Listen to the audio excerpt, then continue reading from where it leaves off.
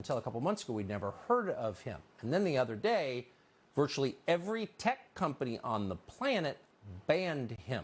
Not just his presence, but also his ability to conduct business on the internet. He was taken off Instagram, TikTok, Facebook, YouTube, all of it. Then they started telling you that not only was he not allowed to talk, but that you weren't allowed to like him because he was an incredibly bad person. And our view on that always is we'll decide for ourselves, since we're adults and Americans, and we'll listen to anyone we want, and we'll come to any conclusion we care to come to about what that person is about. So we sat down at some length and talked to Andrew Tate, and we wanted to show you some of it so you could make up your own mind, which you're still allowed to do as far as we're concerned. Here's part of the interview. I don't really feel like I've exposed anything. Like, I'm truly not a very political person. This is the first time someone's experienced this level of ban. I'm not particularly right-wing. I don't vote. I mean, I obviously have my own personal views, but they didn't ban me for that. They banned me simply because I had large swaths of the population agreeing to very traditional masculine values. Teenage men and young men, 22, 23, 24, were looking up to me and aspiring to be like me. I have a very traditionally masculine life. I have fast cars and a big house and a lot of money and a beautiful girlfriend.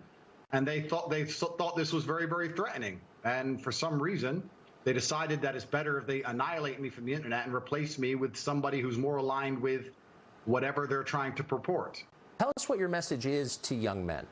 Yeah, so I think that being a man is very, very difficult. I think that men's issues are largely overlooked. The people in charge of the world pretend to care, but when somebody who's championing men's issues like myself comes forward and finally manages to garner huge percentiles of the public support, I'm silenced. So they're not really interested in men's issues. And there's a lot of young men growing up today that feel very disaffected. They feel invisible. The agendas that are being forced down their throats are not agendas they align with or they feel affinity to or agendas they want. And I basically just say to men, look, it's a very hard life. You're going to need to get up, work hard, go to the gym. Strong body is a strong mind. You're going to have to reject listening blindly to everything you're told, reject the slave mind, think for yourself, get a strong network of brothers, work aside them. Don't tolerate low-quality people in your life, which means don't tolerate men who just smoke drugs and play video games, or men who are disloyal or dishonest. By extension, don't tolerate women or girlfriends who are disloyal or dishonest, and try and build and create a reality full of high-quality people in which you can resist the programming that the Matrix tries to influence you with, and grow up truly happy. And what happens is when I say these things, they ignore 95% of what I say. They ignore me saying that you need to avoid low-quality men, and they take the bit where I say avoid women who are dishonest, and then they put it on a reel, a very short 3 or 4 second clip, and then they say I'm a misogynistic person and I'm dangerous to women and I need to be banned. The problem is that the majority of young men in the world today are completely invisible, and social media has made them invisible. If you go into an Instagram feed, you have extremely beautiful women, which is fine. They're beautiful, they're allowed to take pictures. But the only men who have followers are men with massive social status, right? Men with Ferraris and money, or rappers, or people who have YouTube channels, interesting people. If you're a normal man with a normal job, you don't really exist in the online world. It's very difficult to get followers. Nobody replies to your DMs. You don't really matter. You don't have access to the sexual marketplace. It's very difficult for you to even get any kind of recognition that you're even alive.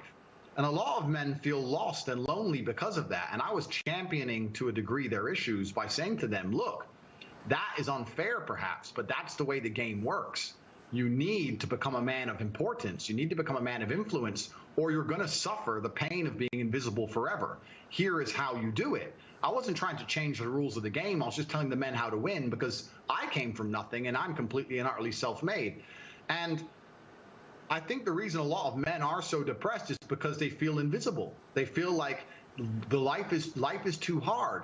Women expect me to be strong and smart and funny and interesting with a nice apartment and a fast car and tall and well-connected and funny, and it's just too much for them to handle. And the social pressure on men is absolutely immense. And I was championing their issues. And at the same time, all these social media platforms pretend to care. As soon as somebody they resonate with stands up and champions their issues, they mass blanket ban me, which shows they have absolutely no care for the young men of the world today.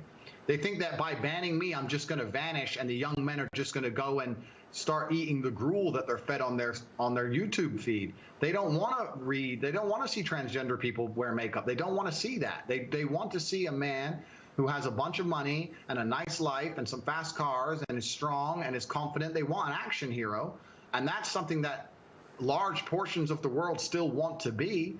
And YouTube and social media platforms obviously just don't like the idea of that. They want to get rid of me and try and replace me with something they see as far more malleable, trying to create people which are more malleable and more easy to program and more easy to control. So news accounts in the United States say that the U.S. Embassy in Bucharest, Romania, was tipped off to your misdeeds and alerted the local authorities you might be committing human trafficking. Given that this is the same charge they leveled against Julian Assange or a species of it, skeptical, but I want to know the details. Were you arrested for human trafficking? What happened? Yeah, I was not arrested. So what happened is I suffered from a case of swatting. It's very popular with people who are large on the internet. Many large YouTubers have been swatted. It's where you call the police and you say somebody has a gun or there's a hostage situation and the SWAT team arrives. Somebody made a phone call to the American embassy saying that I was holding women at my house. The police arrived. And let me state this now. I state this openly to the world. I have absolute respect for the police. I would hate to live in a country where if you call the police saying women are being held against their will, that the police don't respond. That would be terrible. Of course they should come and look. Absolutely. They turned up. They investigated. They realized that nobody was in the house against their will. There was no crime committed. They said, okay, you're not a suspect, but you are a witness to this, along with me, my brother, the housekeeper, the gardener. Everybody who was in the premises at the time was labeled a witness. We had to go to the police station for 45 minutes for pieces of paper. We filled them in and we were let go. I was swatted. Nobody was hurt. There's no human trafficking. There's no women who were tied up. There's none of these things. It's all just complete fallacy. You probably made some of these companies mad with your views on COVID. So sum up for us, if you would, what you think the response to COVID globally did to the populations of the West. Yeah, so I certainly made them mad with my views on COVID. I don't want to go to conspiracy theory, and I would also never kill myself. Let me just say that here for the record. But okay. At the time of COVID first being announced, my brother and I decided we sat and had a very logical conversation, and we sat and said, we're two young fighting age males. If COVID can kill us, then the world is over. It's zombie apocalypse time. So there's no point hiding. We may as well go out with a bang. So my brother and I flew to Stockholm, Sweden. Now, I don't know if many people know this, but Sweden never closed down. Stockholm and Sweden never closed down, never made you wear masks, never mandated the vaccine. At the very beginning of COVID, when the rules were strictest, when Florida was still closed, when Miami was still closed, when the Republican states were still closed, Stockholm, Sweden was wide open with full nightclubs and a party scene like you've never seen. And we lived in Sweden for 3 solid months with zero restrictions, zero worry or interest in COVID. It was like the world was completely normal. And from there, when we left, obviously COVID was still going on. And in a neighboring country, you go to Germany, and they were having full panic attacks, genuine panic attacks if you didn't have a mask on.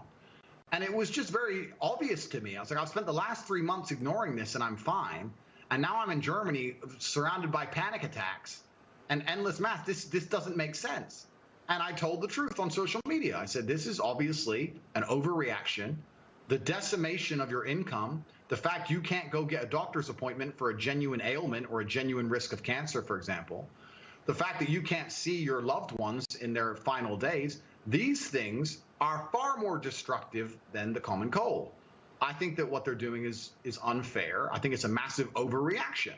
And this is based on my personal experience. And I think at the time there was a lot of pushback, but I would like to think now that 99% of the world see I was totally right.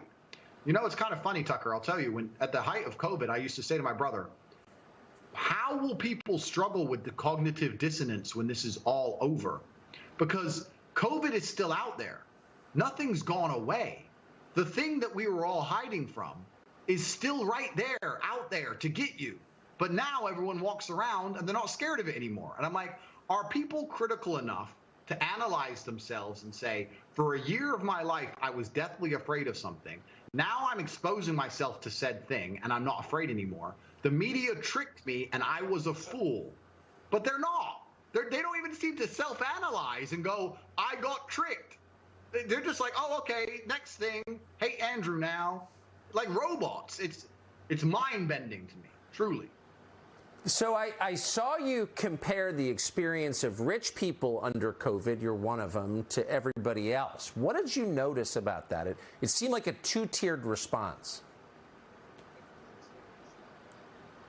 Yeah, so the story was very simple. I was flying inside of Europe. There's a lot of low-cost air carriers. It's only low-cost primarily. There's not much first class, business class, anything like that. And I was flying, and my experience was plagued by endless paperwork, wearing a mask, put the mask over your nose. Every time you eat, you have to put the mask on in between. I got told off for not having the mask up high enough. I got told off for drinking too long because my mask wasn't on. Pure panic and chaos. And because I'm fortunate enough to be fiscally secure, from there I decided I'll just buy private jets from now on. And when I bought a private jet, there was no masks, no paperwork, no mask at the airport. When I landed, my air stewardess was not wearing a mask. My pilot was not wearing a mask. COVID didn't exist once I bought a private jet. Very interesting. Maybe if you're rich enough, COVID can't take, maybe COVID's scared of money. I'm not sure. But it seems that everyone who's flying on private jets never had to worry about COVID ever. It's just the people at the bottom who had to worry about COVID. And it's kind of interesting, right? Life's always been two-tiered. There's always been this separation in regards to fiscal access. But I think a lot of people in the world today don't realize that it still very much exists. And a lot of the rules are only the rules for a certain class of people. And once you pass a certain wealth index or a certain level of money, that you can do basically whatever you want. And COVID really highlighted that to me. And it's truly sad. I mean, it's easy for me to make a joke of it, but when I would fly on a private jet and do whatever I wanted, or go to Sweden and party in nightclubs and do whatever I wanted, and then I'd come to, let's say, England and see my friend who couldn't go see his dying grandmother because of a COVID restriction, that's truly sad. That's truly criminal. It's really crazy what's happened and how the world's just moved on, and the cognitive dissonance that people don't have enough respect for themselves and for the truth to analyze how they were so easily fooled. It's really sad to even think about, but maybe that was the beginning of me being disliked, by just pointing out my human experiences during the pandemic. But I want to tell you something that's actually kind of scary about this banning. It all came so hard and so fast that I don't know if they all just follow each other. I don't know if they're all influenced by each other. I don't know if there's someone above them all. I don't know. But when they go to cancel you, ladies and gentlemen, it comes hard and fast. You lose your Facebook, then your Instagram, then your Gmail, then your Discord, then your website hosting, then your domain name, then your payment processor, then your bank. Then it's just like in real time, you're watching your phone and apps just exploding. Boom, boom, boom. It's crazy. Andrew Tate, you don't have to agree with everything a man says to believe he has a right to speak in public, and we do believe that. No one gets to tell you who you can watch. No one gets to tell you what you have to think. No one gets to tell you who you have to hate. You're an American and an adult. You can make those decisions yourself. So why don't they want you to hear from Andrew Tate? If they really think he's a worse influence on the youth than, say, Cardi B, tell us how. They're telling us he's a criminal. Okay. Has he been charged? Who are the victims? What are their names? It's going to take a lot more than that to have us believe he should be canceled, or anyone else, by the way. We're against censorship, period. And more than anything, we're in favor of people making up their own minds based on the evidence, like adults do.